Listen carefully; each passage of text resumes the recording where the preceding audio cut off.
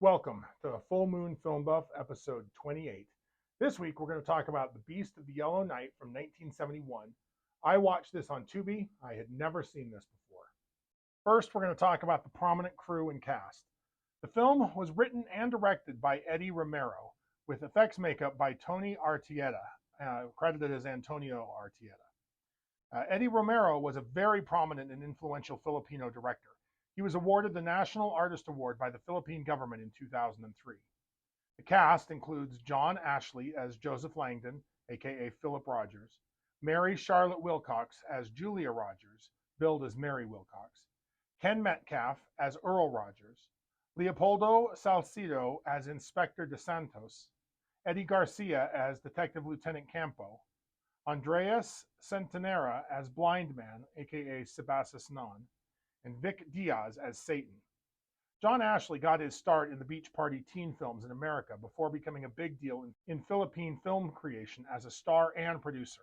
I'll go into some werewolf-related tidbits later, but the most famous film Ashley ever produced is undoubtedly Apocalypse Now, directed by Francis Ford Coppola, which was shot in the Philippines and not actually in Vietnam. Leopoldo Salcido was a major film actor in Filipino cinema for over 6 decades. He won multiple awards from the Filipino Academy of Movie Arts. Eddie Garcia is the most awarded person in FAMAS, with multiple Best Actor, Best Supporting Actor, and Best Director awards. Vic Diaz was referred to as the Filipino Peter Lorre.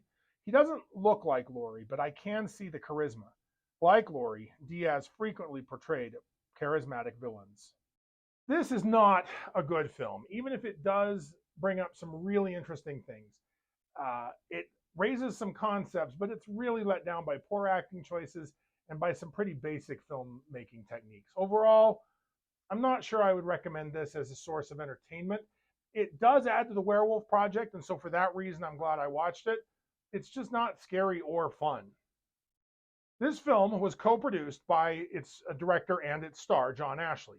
John Ashley would later become the producer of a TV show I watched religiously as a teenager called The A-Team. Some of you may be familiar with it. He appears in one episode of that show in a cameo as a film producer, producing a horror movie called, wait for it, The Beast of the Yellow Night, which I think that's just a fun little tidbit.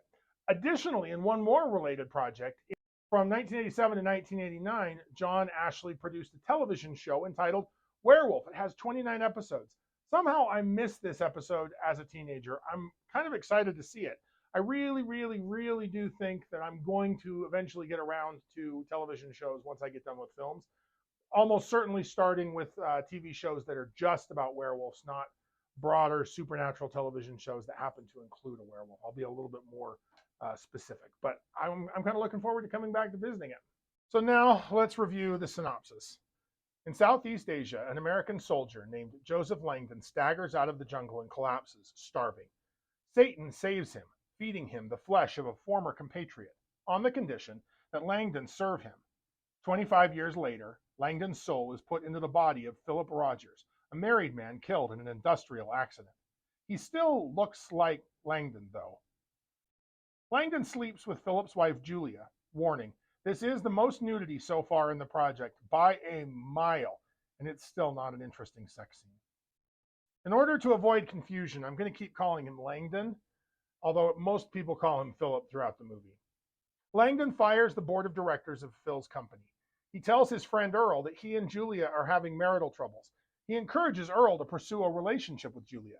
Langdon is done with her, but wants to hurt her as little as is necessary. Earl is freaked out by how cavalier Langdon is being about all of this. This isn't the first dead body that Langdon has inhabited. Satan reminds Langdon that it is his job to tempt people into making immoral choices. Langdon is tired of all of this and just wants to die. Satan reminds him that he is immortal, part man, part pure evil. Langdon feels remorse, so Satan decides to teach him a lesson. Turns out Julia hooked up with a pilot while Phil was in a coma. Langdon knows, because he's got Hell's Google on tap, and encourages her to act on her selfish desires. Unfortunately, she is really into this new dark version of Phil. Langdon is drawn to a church, but he collapses in pain when he gets too close. An old man comes to help. Langdon turns into a werewolf. Langdon disembowels the old man. Langdon staggers through the streets, still in pain, throwing himself in front of a train, but he's just knocked away and back into his human form. The cops are on the case of the dead old man. Earl thinks Langdon needs psychological help. Julia totally thinks she is the only one who can help. Gotta fix the bad boy. Oh, Earl and Phil are brothers. After a day of self-care, Julia brings Langdon a gift, a pen. They kiss. That must have been a spectacular pen. Suddenly, Phil throws her out. He turns back into the beast. He bends the fakest-looking rubber bars and goes out the window. He kills a prostitute on the street in front of witnesses. Idiot. Cops chase him and shoot him, but bullets do nothing to him. Langdon kills a cop and a few other civilians. The rest scatter in fear. Langdon finds a hiding place where an old blind man lets him stay. Langdon passes out. The old man feels his face. Earl files a missing person report on Langdon. Filipino cops are smart, and they put two and two together.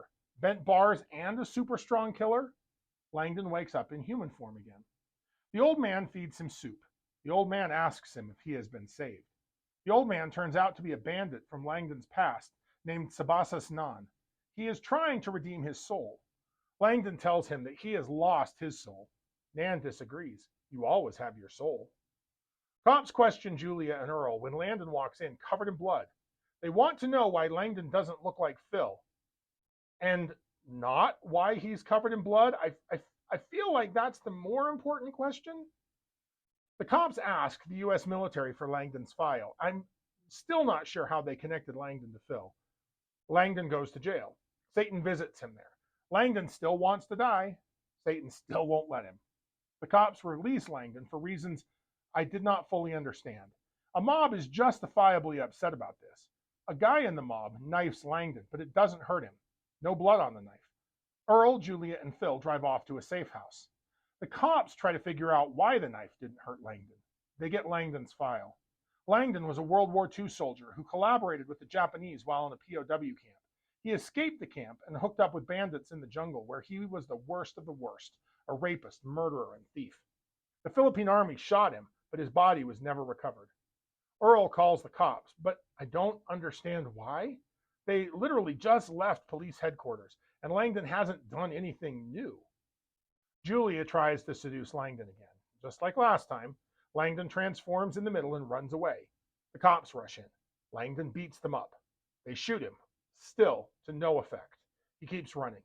Julia goes into shock, which it's understandable if your romantic partner turned into a monster while you were trying to get sexy with them. Langdon goes back to Nan and reverts into a human again. Nan reminds Langdon he is still human. Nan and Langdon try sneaking into the countryside.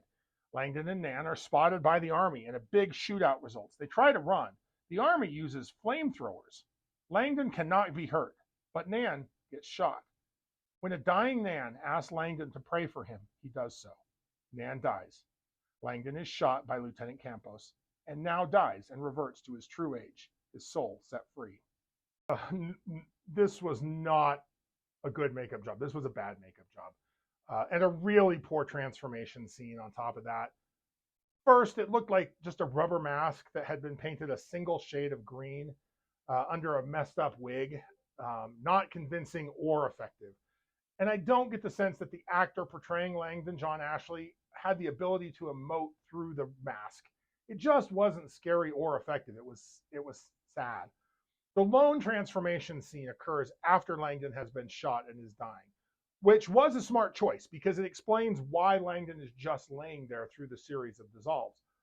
But then they shoot him on top of a bed of grass, which changes in between each dissolve shot, making not just the face shift, but the whole screen transform, making it look even more fake and drawing attention to itself. It was just not great. While the transformation and the makeup weren't good, the werewolf lore is a new and interesting take. This is the best part of this movie. First off, this is the first werewolf lore in the project that I can think of where the werewolf chooses to become a lycanthrope. I mean, it's a choice between dying and serving Satan, and ultimately serving Satan is what leads to the lycanthropy.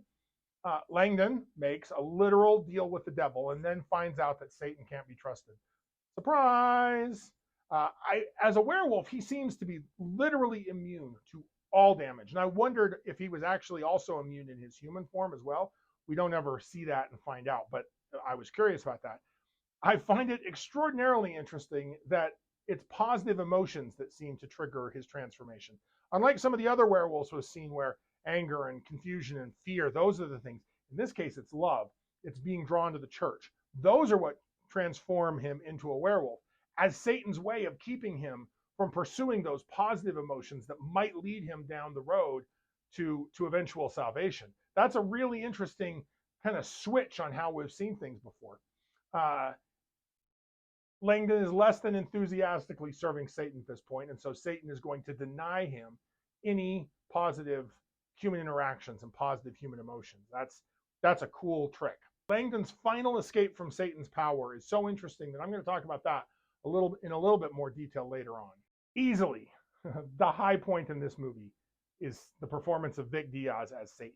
He brought such a delightful air of smug superiority and condescension to all his interactions with Langdon.